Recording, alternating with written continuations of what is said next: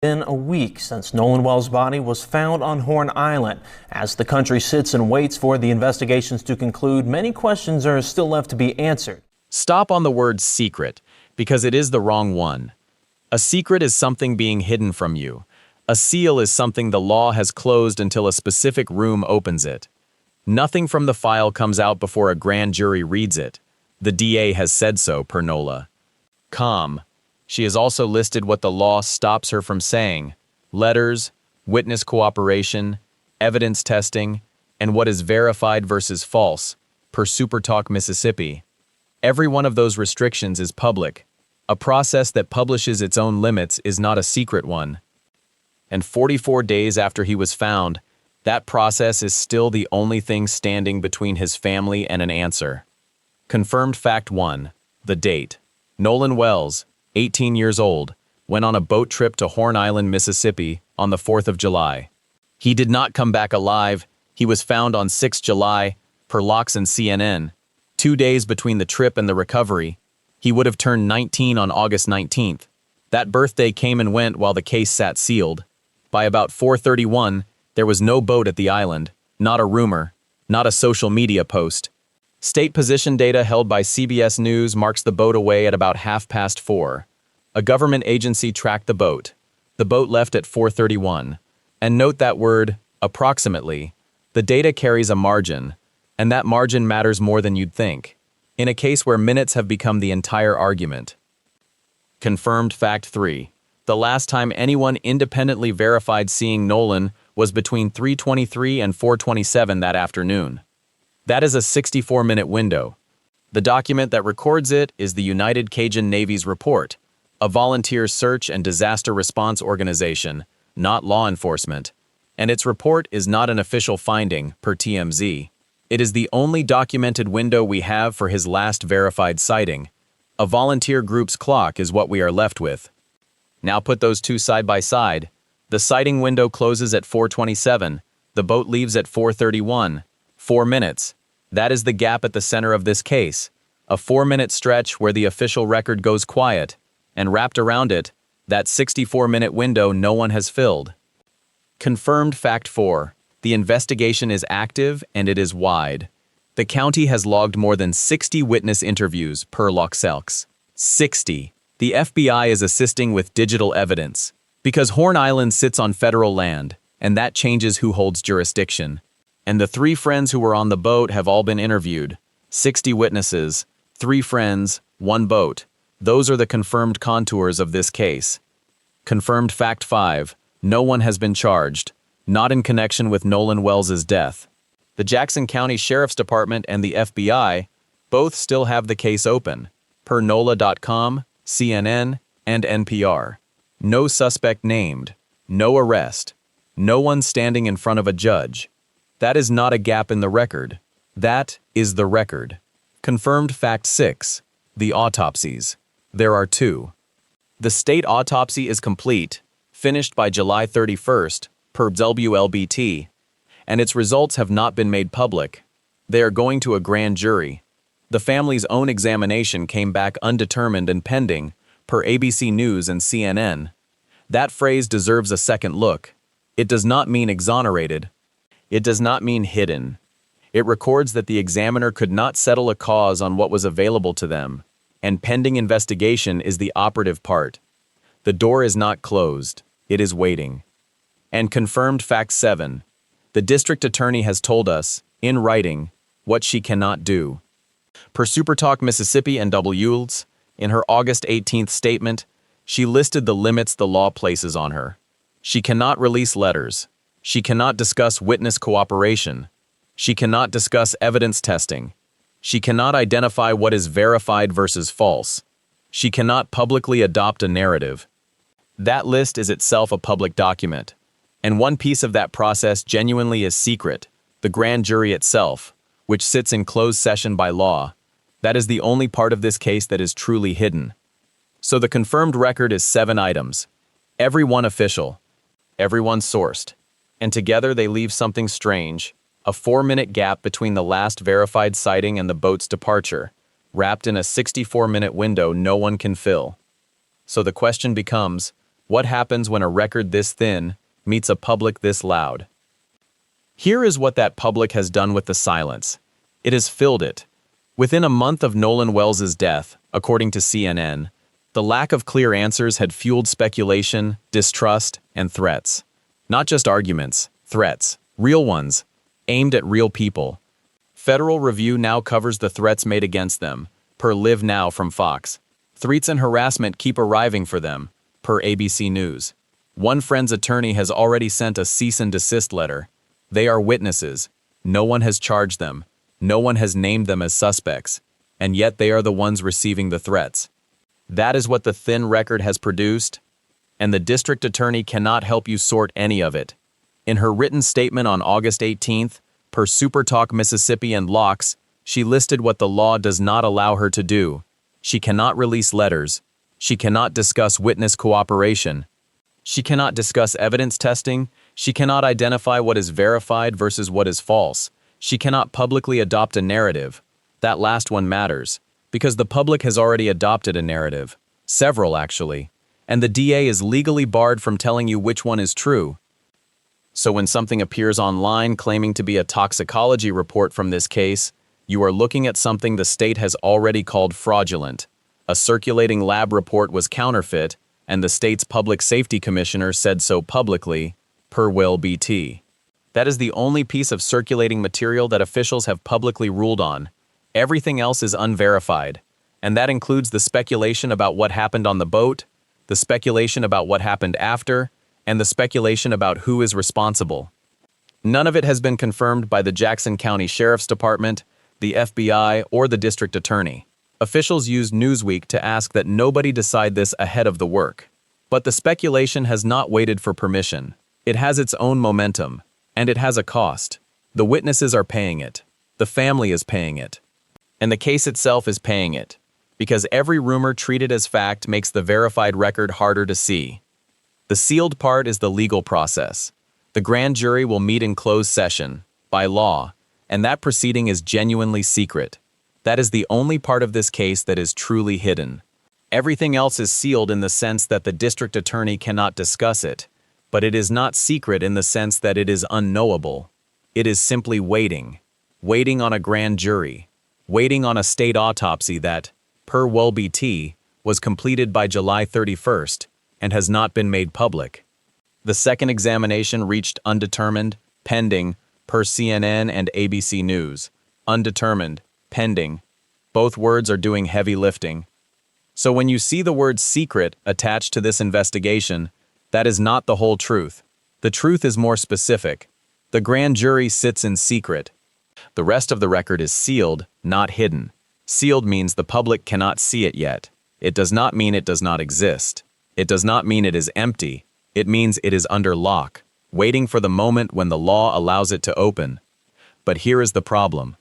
While that record is under lock, the public is filling the empty spaces, and some of what they are filling them with has already been proven false. The toxicology report is the proof. A state commissioner said it was fraudulent. So the question is not whether the public is wrong, the question is what the public is wrong about. And the only way to answer that is to look at what is actually in the record. Not the rumors, the record. Because the record has something the rumors do not. It has times, it has a boat, it has a body, and it has a gap. A 4-minute gap that sits inside a 64-minute window. That gap is not a rumor. Documented, sourced, and that gap is where we go next. Before we walk into that window, we have to see what the rumors have done to the ground we're standing on. Because the gap lives in the record, and the record is the thing that keeps getting confused with something else. The word secret did not start in the investigation. It started in the courtroom. A grand jury sits in closed session, by law. That proceeding genuinely is secret. It is the only part of this process that is. But the word did not stay in the courtroom. It traveled. And the first person it attached itself to was the district attorney. In a written statement dated August 18th, per SuperTalk Mississippi and Locks, District Attorney Angel Myers-McElrath said the law does not afford her the ability to comment on the intricacies of an active death investigation. Then she listed what she cannot do: release letters, discuss witness cooperation, discuss evidence testing, Identify verified versus false information. Publicly adopt a narrative. That list is a legal boundary, but it reads like a door slamming shut, and when a door slams shut, the public assumes something valuable is behind it. That is the first mix. Sealed means the law will not let her speak yet. Secret means no one can know. Those are different things. In the public conversation, they became the same thing. The second mix came from the autopsy. Per Lavalou Bild. The work ended on 31 July and stopped there. Its results have not been made public. They are going to a grand jury with the rest of the evidence, per ABC News. A completed autopsy with no public result. That combination looks like suppression. It is not. It is procedure. But procedure does not photograph well, and a sealed report does not explain itself. The third mix is the one that should teach everyone something. A purported toxicology report began circulating online. Mississippi's Public Safety Commissioner, Sean Tyndall, said it was fraudulent, per the Department of Public Safety via WLBT. Not unverified, not disputed, fraudulent. Someone made it up, or someone altered it, and it still spread. It still got shared as a leak from the sealed record, as proof that the investigation was hiding something. That is how the mix works. One true thing, the grand jury is secret, gets stretched into a false thing. The whole case is secret. One official silence gets stretched into a false thing. The DA is hiding something. One fraudulent document gets stretched into a false thing. The autopsy proves something incriminating. Each step carries the public further from the record. The record stays sealed. The rumor stays open. And the mix has a cost. A month after Nolan Wells' death, per CNN on August 8th, the lack of clear answers had fueled speculation, distrust, and threats. The threats are not abstract. They say the threats have not let up, per WWL and the GRIO. One friend's attorney has sent a cease and desist letter. The FBI has opened an investigation into the threats, against the people who were with Nolan Wells in the hours before he vanished, and against the officials working the case. That's per Live Now from Fox. That is what a rumor does when a sealed record cannot answer it. It does not wait, it acts. So when you hear secret investigation, stop. The law has one secret room, the grand jury. Everything else is sealed. Sealed is not a confession. It is not a cover-up. Sealed is the law saying, the record exists, it is preserved, and it will open when the process is ready. But here is what the seal cannot touch. The facts that were public before the seal existed. The times, the boat, the sighting window. Those were documented before the grand jury was ever mentioned. And one of those facts, the 4-minute gap inside the 64-minute window, was never hidden. It was in the open the whole time. It just needed you to look at it without the rumor in the way. Start with the boat. State position data via CBS News shows the boat leaving at around 4:30 a.m.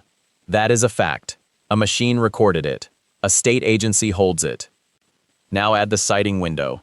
According to the United Cajun Navy's report, a volunteer organization's document, not an official finding, per TMZ, Nolan Wells' last independently verified sighting fell between 3:23 and 4:27 p.m. Do the subtraction. 3:23 to 4:27 is 64 minutes. 4:27 to 4:31 is 4 minutes. Between the last time anyone independently verified seeing Nolan Wells alive and the moment the boat's GPS says it left the island, 4 minutes. That is not a gap you can stretch. It is not a gap you can shrink. It is 4 minutes, and it is in the record. Here is what that means. In those 4 minutes, Nolan Wells went from last independently verified sighting to not on the boat when it left. Or he was on the boat. Or he was somewhere between. The confirmed facts do not say. They only mark the edges of the window. Now add the autopsies. 2 of them. The official state autopsy, per Gualpt, was completed by July 31st. Its results have not been made public. They go to a grand jury. The family's own examination came back undetermined, per ABC News and CNN. 2 autopsies, one completed, unpublished, one completed, and the examiners could not determine a cause. Not yet. That is the confirmed set. A boat, a time, a window. 2 autopsies, no charges, no named suspect. The Jackson County Sheriff's Department and the FBI continue to investigate, per Nolan, Com and CNN. Now, what does the confirmed set alone imply? Not what the rumors imply, what the facts, standing without the seal, actually support. It implies this. On July 4th, an 18-year-old went on a boat trip to Horn Island. On July 6th, his body was recovered. Sometime in the narrow window between his last verified sighting and the boat's departure, something happened that required 2 autopsies to understand, and neither autopsy has produced a public answer. That is the entire confirmed picture. It is not a picture of a secret. It is a picture of an open question. And here is the part that should stop you. The 4-minute gap. 3:23 to 4:27. 4:27 to 4:31. The United Cajun Navy's report is not an official finding, per TMZ. But the GPS data is. The state agency recorded the boat leaving at 4:31. Those 2 documents, one volunteer, one official, fit together so tightly that the distance between them is smaller than the time it takes to boil a kettle. 4 minutes. That is not a rumor. That is not a leak. That is not a fraudulent toxicology report. That is the confirmed record, and it is the tightest, most uncomfortable number in this case. So when people say secret investigation, they are pointing at the wrong thing. The grand jury is secret, the sealed evidence is sealed, but the 4-minute gap was never sealed. It was public the whole time. It was in the United Cajun Navy's report. It was in the GPS data. Anyone could have found it. The question was never, what is the government hiding? The question has always been, what happened in those 4 minutes? And that question, the one the confirmed facts force you to ask, is the one the sealed record may never answer. Because the grand jury will see the autopsy. The grand jury will see the witness statements. The grand jury will see the FBI's digital evidence, and the grand jury will deliberate in closed session, by law. But the grand jury cannot see what the confirmed set cannot show. The grand jury cannot see into a 4-minute gap that the record does not fill. So before we ask what the sealed documents might reveal, we have to sit with what the public documents already hide. Not because anyone hid them, but because no one recorded them. And that absence, that empty 4 minutes, is the one detail that every theory, official, unofficial, and fraudulent, has to explain. Here is the 6th and final beat, continuing directly from the script so far. So the confirmed record leaves us with 4 open questions, 4 gaps that no document, sealed or public, has yet closed. First, the 4-minute window itself. We know the boat left Horn Island at 4:31, per the GPS data held by CBS News. We know the last verified sighting fell inside the 64 minutes before that. But what happened in the final 4? The United Cajun Navy's report, a volunteer document and not an official finding, per TMZ, cannot answer that. Neither can the state's GPS. The gap is a hole in the record, and nothing we have seen has filled it. Second, the autopsies. The state's own examination was completed by July 31st, per Walt T., and its findings have not been made public. What they commissioned settled nothing, undetermined, pending, subtlety, 2 examinations. 2 different processes, 1 public answer, and it is the word undetermined. That word is not a conclusion. It is a placeholder for something the examiners could not yet establish. Third, the digital evidence. The FBI is assisting with it because Horn Island sits on federal land, according to Sheriff John Ledbetter. More than 60 witnesses have been interviewed, the sheriff said. The 3 friends on the boat have been interviewed, and the threats against them are real enough that the FBI is investigating those threats, per Live Now from Fox. That is not a detail about the death. It is a detail about the aftermath, and it tells us the pressure on this case has not come from the sealed record. It has come from everything around it. Fourth, the fraudulent document. One circulating report was fake enough that Commissioner Sean Tyndall said so publicly, per WellBT. Think about what that means. Someone took the empty space left by the seal and filled it with a fake. That is exactly what the district attorney said she could not do. Publicly adopt a narrative, or identify what was verified versus false, per her written statement on August 18th. So the false document circulated in the vacuum her silence was legally required to create. And that brings us back to the word that started this: secret, sealed. They are not the same thing. The grand jury proceeding is secret by law. That is the only part of this process that is. Everything else, the evidence, the letters, the witness cooperation, is not secret. It is sealed. It is waiting. And while it waits, the space around it fills with whatever the loudest voice decides to put there.